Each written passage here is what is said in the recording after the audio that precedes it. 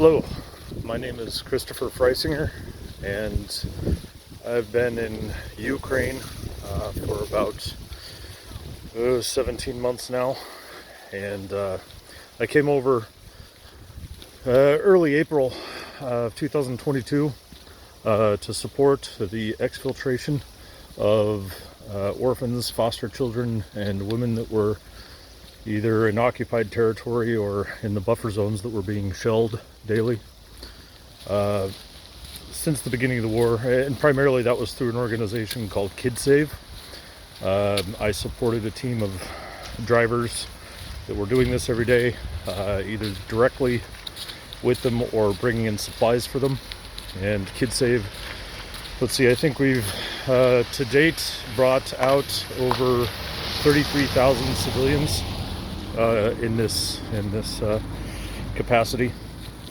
I've driven all over Europe to pick up supplies and bring it back over the border into Ukraine because visas only last 2 to 3 months, and then people have to go home. But Americans have the advantage of a very old treaty with Poland, that basically if you spend 24 hours outside of Poland, it resets your visa. So that's one of the reasons why I can't go home, is there's less than 1% of the volunteers still here doing the job.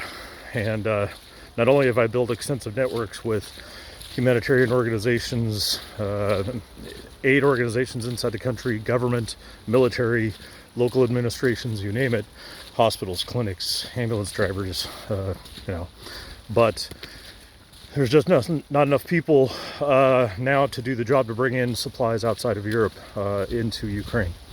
And in the last year and a half, I've done everything from fill in as a temporary combat medic to teach combat medic classes to military, special forces, police, civilians. I do those things in my fill-in time when I'm not driving, and primarily I drive. I brought in over €1 million worth of medical and surgical supply just over the last winter. I'm not sure what that's at currently. I brought in hundreds of generators, large and small. Helped set up a kidney dialysis clinic in the Kherson and Mykolaiv area. I've sent or taken supplies into the south to Kherson, over to Kharkiv, you name it, all over the country. I support directly refugee centers, including places where we've hidden orphans and foster kids, etc., for their safety. Because they are not allowed to leave Ukraine, there's concern about them leaving Ukraine, so we try and help place and support them within Ukraine. So I primarily help KidSave, but I also started an NGO, a 501c3 in America, called Civilian Shield, earlier this year because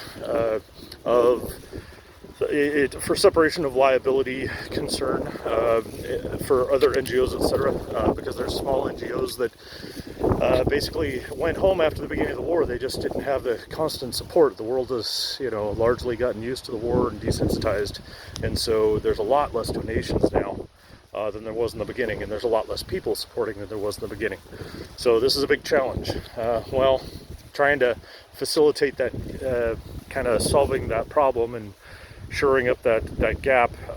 I started an NGO to be able to handle both the logistics and the coordination of supply, kind of like we call it the lowest hanging fruit.